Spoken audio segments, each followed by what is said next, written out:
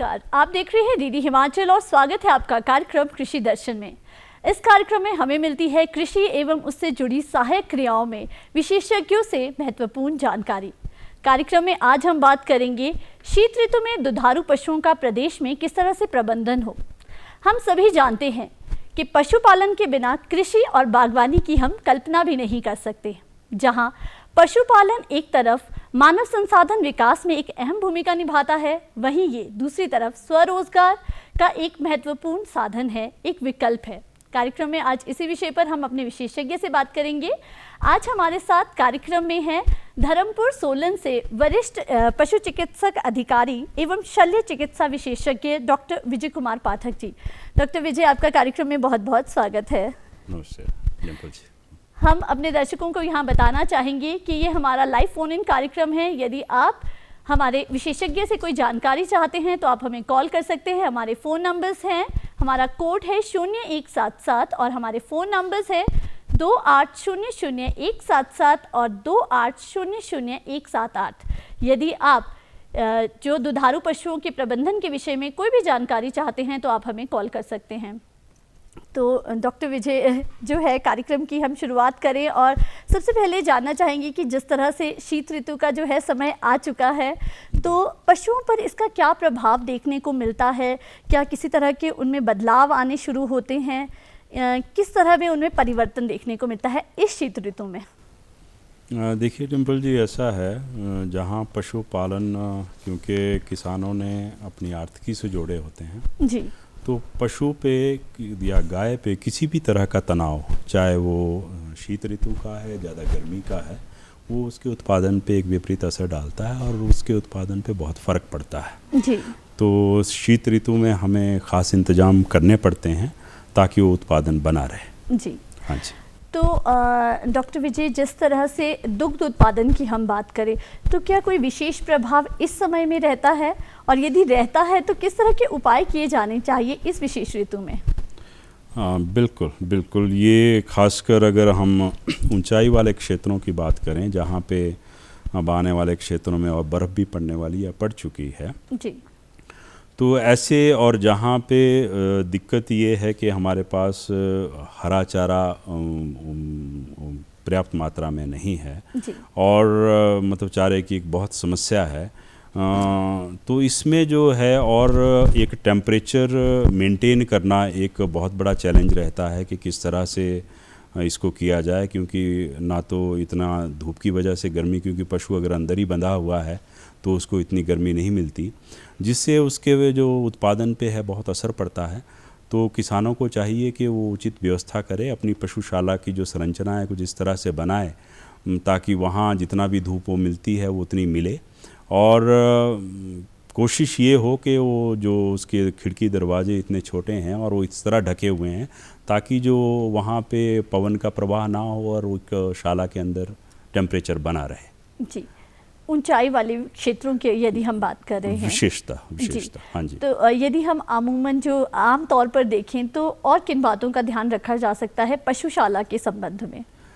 पशुशाला के संबंध में हम हमेशा ये कहते हैं, खासकर पर्वतीय क्षेत्रों में जी, पशुशाला जो है कि उसकी संरचना कुछ इस तरह होनी चाहिए कि रात में उसमें बिल्कुल जो टेम्परेचर है वो मेंटेन रहे, और दिन में जितनी कोशिश हो सके कि पशु को बाहर अगर धूप निकली है तो कम से कम जितना भी आपका चारा पशु को खिलाया जाना है या पानी दिया जाना है या सारी क्रियाएं हैं वो बाहर ही हों, ताकि पशु को ज़्यादा से ज़्यादा धूप मिल सके और उसका जो है जो बॉडी टेम्परेचर है वो मेंटेन रहे। जी। हाँ जी। डॉक्टर विजय, जिस तरह से हम देखते हैं कि जो नवजात बच्चे होते हैं, जो हमारे दुधारू पशु हैं उनके, वो बेहद संवेदनशील होते हैं, हम कह सकते हैं बहुत नाजुक होते हैं। बच्चे सभी नाजुक होते हैं, चाहे वे पशुओं के हों।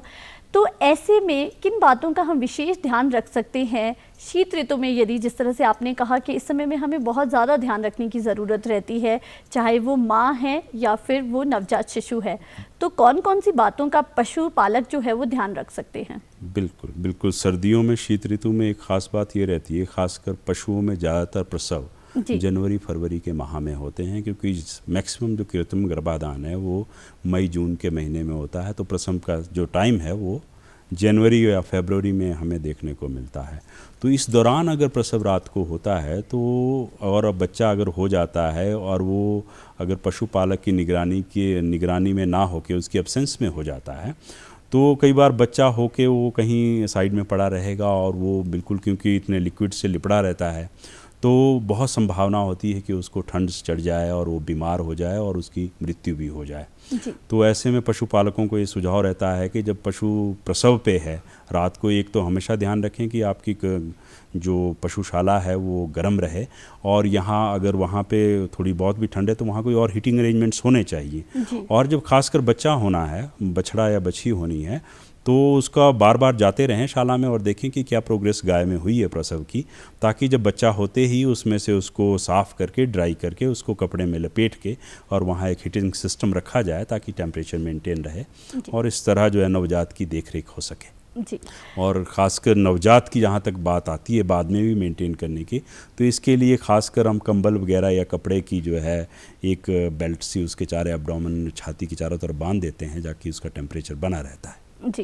तो डॉक्टर साहब, ये कब तक, कितने समय तक जो है वो जो नवजात बच्चा है उसका इस तरह से ध्यान रखने की ज़रूरत है? खासकर शुरू के जो 3 महीने हैं वो बहुत ही क्रूशियल रहते हैं। जब एक नवजात का जो बॉडी टेम्परेचर रेगुलेशन वो नहीं कर पाता है अपने बॉडी टेम्परेचर का, क्योंकि उसका एक तो सरफेस एरिया भी कम होता है जिससे वो अपनी सराउंडिंग्स को गर्म कर सके, तो उसको एक बाह्य हीटिंग सोर्स चाहिए होता है।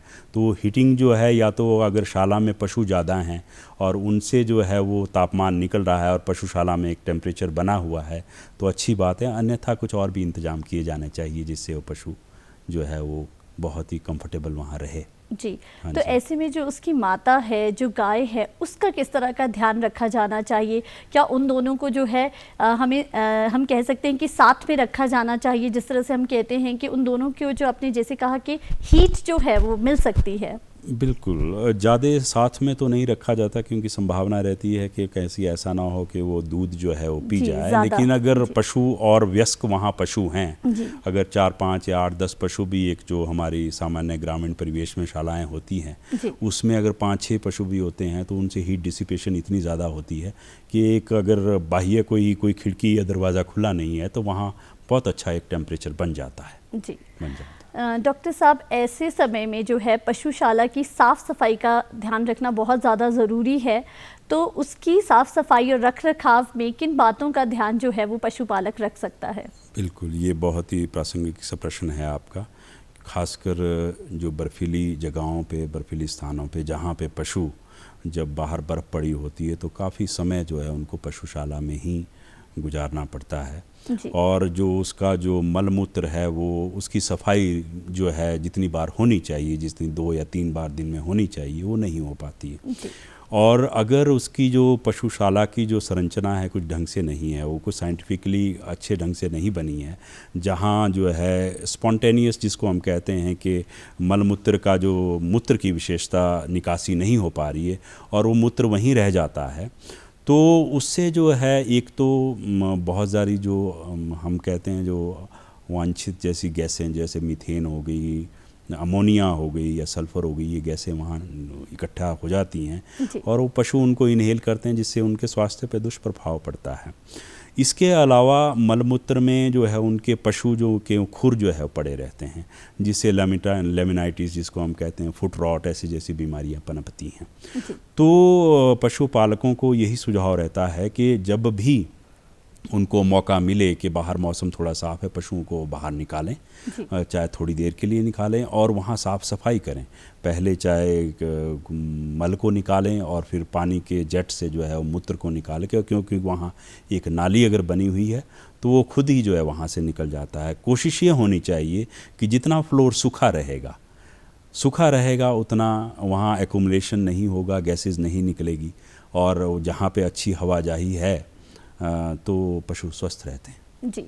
तो डॉक्टर विजय, ये हुई साफ़ सफाई की बात कि जो है पशुशाला को साफ़ कर दिया गया। अब हम दोबारा बात उसी पे आती है कि किस तरह से दोबारा उस जगह को जो है वो गर्म किया जाए, किस तरह की वहाँ पर जो है उनके लिए बेडिंग जो है, हम कह सकते हैं एक तरह की घास फूस से उसे किस तरह से वो गर्म दोबारा हो सकता है?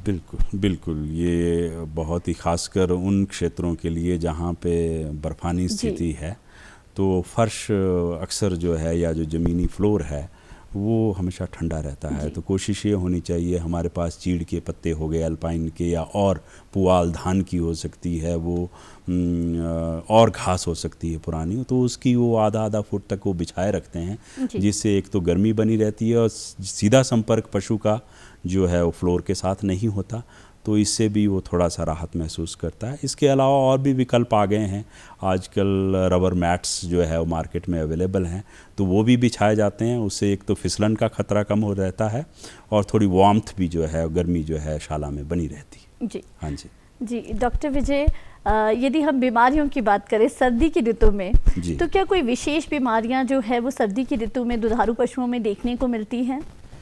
देखिए, ऐसी बीमारियां तो बहुत हैं जो पूरा साल भर भी पशुओं में होती हैं जी। लेकिन विशेषता अगर मैं बात करूं, क्योंकि सर्दियों में खासकर एक खान पीन से संबंधित जो बीमारी है वो ये है कि पशु सर्दियों में पानी का बहुत कम ग्रहण करते हैं, और अगर इसमें पशुपालक अगर जानकार नहीं है और उस तरफ तवज्जो नहीं दे रहा है तो एक गंभीर समस्या हो जाती है। इससे अपाच्य हो जाना, उसको एक जैसे इम्पैक्शन होते हैं और उसकी रूमिनल जो एक अमाशय होता है अंदर पेट, उसमें जो है इम्पैक्शन हो जाता है, कब्ज हो जाती है, तो ये पानी की कमी से और ज़्यादा बढ़ जाती है।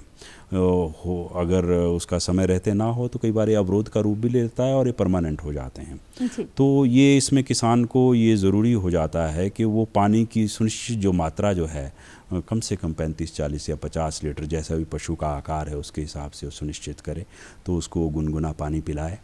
और अगर पानी उसके बावजूद भी कम पी रहा है तो उसमें थोड़ा सा नमक घोल के या दाना मिश्रण का घोल सब है उसको पानी ग्रहण करने के लिए प्रोत्साहित करे। पशु को जितना पानी पिएगा उतना अच्छा रहेगा पशु के लिए। तो एक बीमारी ये है जो मेन हमें देखने को मिलती है। और पानी जब उचित मात्रा में दिया जाता है तो उसे एक दूध उत्पादन भी एक अच्छा बना रहता है। अन्यथा जो है वो दूध गाढ़ा तो हो जाएगा लेकिन उसकी पैदावार बहुत कम हो जाती है। तो ये एक बहुत ज़रूरी चीज़ है कि पानी पे एक पशुपालक बहुत अच्छी तवज्जो दे।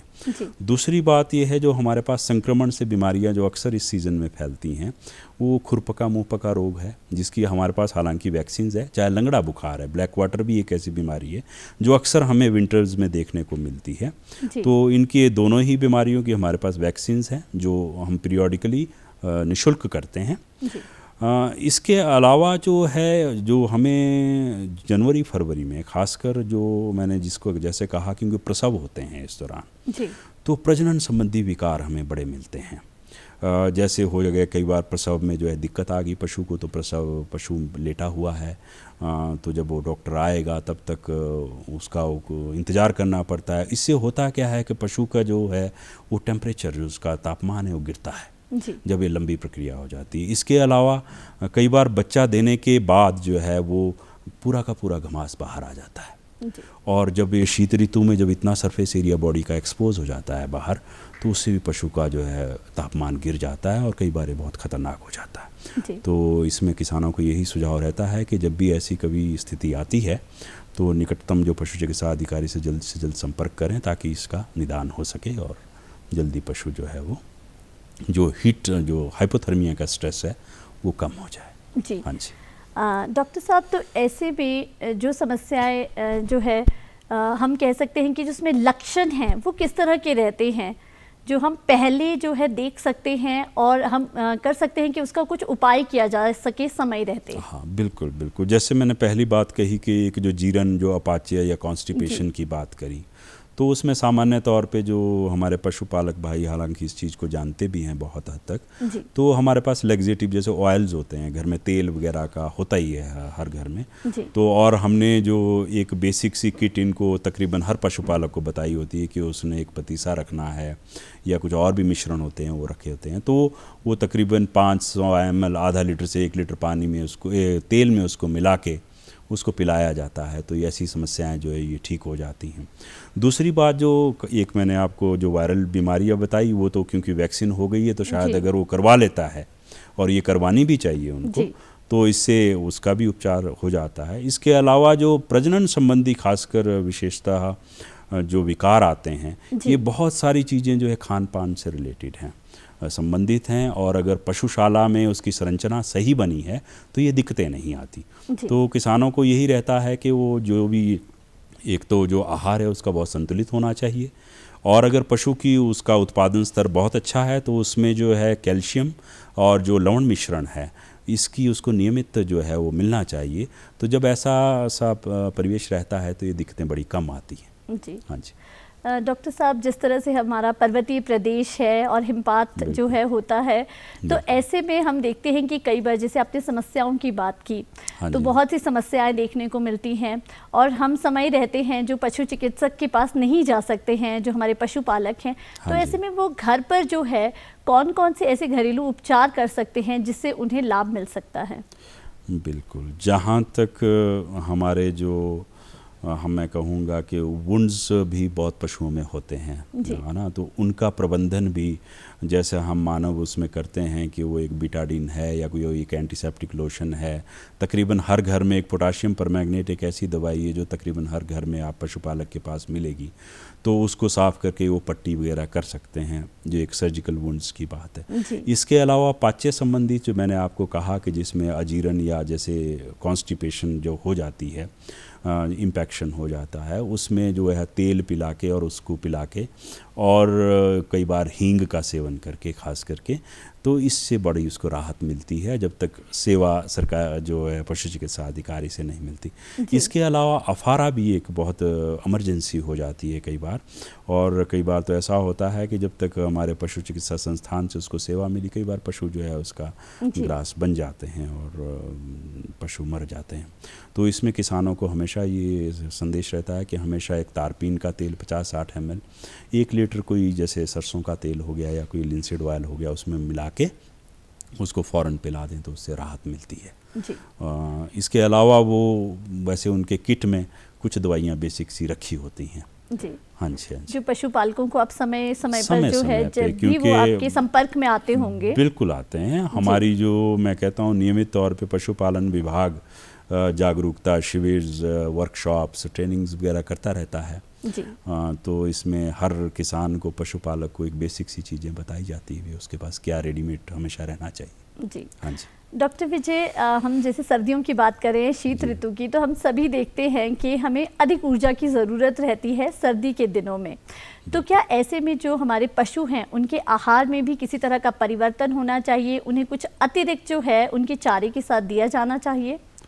बिल्कुल बिल्कुल, ये बहुत ही आपका उचित प्रश्न है, और ये इसलिए ख़ासकर उन लोगों के लिए जो आपने कहा जहाँ पे हिमपात होता है, बहुत ऊंचाई वाले जो क्षेत्र हैं, उनकी वाकई ऊर्जा की रिक्वायरमेंट जो है वो अन्य जो हमारे मैदानी इलाकों में उनसे ज़्यादा होती है।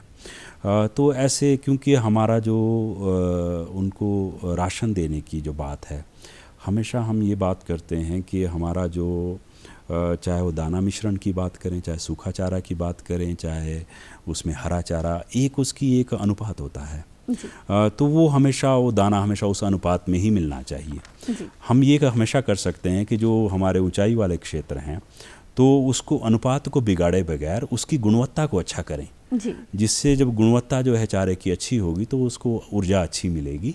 और क्योंकि ये हमने उसके जो पशु के आकार से और उसका जो प्रोडक्शन पोटेंशियल होता है, उसकी उत्पादन क्षमता के अनुसार, या उसकी अगर गर्भावस्था है उसके हिसाब से उसका जो है राशन तय किया जाता है कि पशु को क्या मिलना चाहिए। इसके अलावा भी मैं फिर भी कहूँगा कि अगर वो ऐसे बहुत ही ठंडे क्षेत्र में रहता है तो आधा किलो 1 किलो राशन बढ़ा देने से एक दिन में हमेशा किया जा सकता है, जिससे उसको अतिरिक्त ऊर्जा मिले और वो उसका अच्छे से वहाँ पे बसर हो। जी। डॉक्टर साहब, जिस तरह से हम देखते हैं पर्वतीय क्षेत्र की हम बात कर रहे हैं और शीत ऋतु की हम बात कर रहे हैं, और हम यहाँ देखते हैं कि हरे चारे की जिस तरह से आपने बात की थी कि बहुत कम समय के लिए जो है हरा चारा यहाँ पर जानवरों के लिए उपलब्ध रहता है, तो ऐसे में जो पशुपालक है वो इसका किस प्रकार से उचित प्रबंधन कर सकते हैं? बिल्कुल बिल्कुल, ये बहुत ज़रूरी है। पशुपालन एक ऐसी चीज़ है कि जिसमें हरे चारे के बगैर पशुपालन की वाकई हम कल्पना नहीं कर सकते, क्योंकि जो इसमें राशन लगता है, हम पे सोचते हैं कि पशुपालन में तकरीबन 80% खर्चा उसके भोजन पे होता है, पोषण पे होता है। तो और अगर ऐसा पोषण हम खाली दाना मिश्रण से सोचेंगे तो इसमें जो खर्चा बहुत बढ़ जाता है। तो वही अवयव, वही इंग्रेडिएंट्स जब हमें जो है हरे चारे से मिलते हैं तो उसमें जो इनपुट कॉस्ट है मेंटेनेंस की बहुत कम हो जाती है। पर्वतीय क्षेत्रों में एक बहुत बड़ी दिक्कत है कि हरा चारा वाकई साल में बड़ी मुश्किल से 4-5 महीने मिलता है। तो इसमें किया ये जा सकता है, हमेशा किसानों को सुझाव रहता है कि हम अपनी घासनियों चरागाहों को, जितने हमारे बल्कि जो पास्चर लैंड्स हैं वहाँ तो चलो गवर्नमेंट इनिशिएटिव्स होने चाहिए कि पास्चर्स को कैसे सुदृढ़ किया जाए, लेकिन अपनी घासनियाँ जो उनकी है, चरांदे जो हैं, उनमें पौधारोपण कर चारे के पौधे मिलते हैं। हमारे पास 6-7 पौधे तो ऐसे हैं जो तकरीबन जो है साल भर तकरीबन हरे रहते हैं। और इसके अलावा जो हमारे napier, para, Dinanath grass, setaria, clover plant, ये घास हैं जो अगर किसान अगर इनको उगाएगा तो, और ख़ासकर जब बरसात में ये घास होते हैं तो, क्योंकि जब सर्द ऋतु है उस दौरान ये उपलब्ध नहीं है, तो एक हमारे पास साइलेज बनाने की एक बहुत अच्छा सिस्टम है, जिसको हम कहते हैं ना, जैसे हमारे पास आचार होता है वैसे एक पशुओं के लिए आचार का तरीका है साइलेज, जिसमें सारी उन चारों की पौष्टिकता बनी रहती है। और ख़ासकर जब लीन सीज़न में, जब हमारे पास हरा चारा उपलब्ध नहीं है, तो उस दौरान हम उनको फीड करा सकते हैं जी। तो उसको बनाने के तरीके हैं, और मैं उन किसानों के लिए जिनके पास साधन नहीं है या नहीं बना सकते, तो आज की डेट में ये बाज़ार में भी उपलब्ध हैं जी। बहुत हिमाचल का बहुत सारा एरिया हमें देखते हैं, पंजाब, हरियाणा से 5-5 क्विंटल के जो है वो साइलेज की पैकिंग्स आती हैं, और बहुत सारे लोग जो पशुपालक हैं, जो प्रगतिशील पशुपालक हैं, उनको ले रहे हैं और पशुओं को दे रहे हैं जी। हाँ जी, हाँ जी जी। आप हमारे पशुपालकों को कुछ सुझाव देना चाहें कि क्या वो इस तरह के कार्य कर सकते हैं जिससे जो है उन्हें पशुपालन में किसी तरह की समस्या ना आए? पशुपालन में मैं ये कहूँगा, पशुपालन के हम हमेशा 3-4 पिलर्स पे बात करते हैं। हम हमेशा ये कहते हैं कि हर पशुपालक अगर वो इसको व्यवसाय के रूप में अपनाना चाहता है, एक आमदनी का भी जरिया बनाना चाहता है, तो एक बड़ी अच्छी नस्ल के पशु रखें जी। ऐसी अच्छी नस्ल जिसमें दूध उत्पादन ज़्यादा हो, बल्कि वो हमारे वातावरण में उसमें जो है वो अडप्ट कर सके जी। इसमें ढल जाए, उसको बीमारियां कम पनपे। दूसरी बात आती है कि हमारा कुछ न्यूट्रिशन इस तरह हो, हमारा पोषण इस तरह हो कि उसको जो है वो उसमें एक बहुत संतुलित आहार की हम बात करते हैं, जिसमें चाहे वो भूसा हो गया, चाहे उसमें हरा चारा है, चाहे उस दाना मिश्रण है, वो उसकी रिक्वायरमेंट के हिसाब से वो उसको दे, उसका स्वास्थ्य ठीक रखे, उस तरह उसका प्रबंधन इतना प्रभावशाली हो कि उसमें बीमारियां कम पनपे, और उसका जो प्रोड्यूस है अगर वो अच्छे तरह से उसको मार्केट करता है, तो मुझे लगता है कि दुग्ध उत्पादन एक बहुत अच्छा जरिया है उसके लिए जी। हाँ जी, हाँ जी। डॉक्टर विजय, आप कार्यक्रम में आए और इतनी अच्छी हमें जो है दुधारू पशुओं के प्रबंधन के विषय में जानकारी दी, इसके लिए आपका बहुत बहुत धन्यवाद। नमस्कार। आज कार्यक्रम में हमारे साथ थे वरिष्ठ पशु चिकित्सक डॉक्टर विजय कुमार जी, जिनसे हमने जाना कि किस तरह से शीत ऋतु में हम अपने दुधारू पशुओं का सही से प्रबंधन कर सकते हैं। आज कार्यक्रम में बस इतना ही, एक नए विषय के साथ फिर हाजिर होंगे, तब तक हमें दीजिए इजाज़त। नमस्कार। नमस्कार।